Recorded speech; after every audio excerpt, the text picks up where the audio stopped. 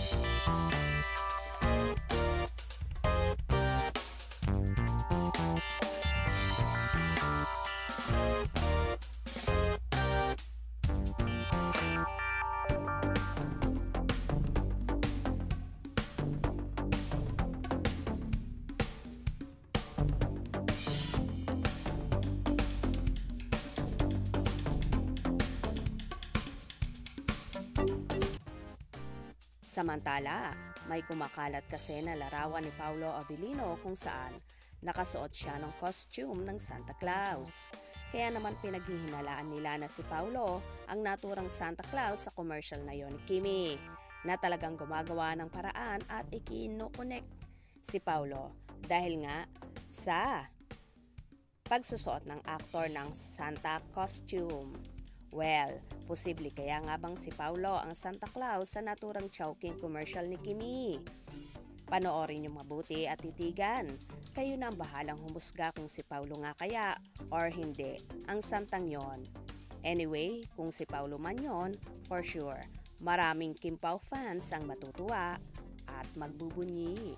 Kaya naman tumutok at wag na wag pahuli sa mga maiinit na kaganapan. Anong inyong magiging reaction sa video ito? Comment below.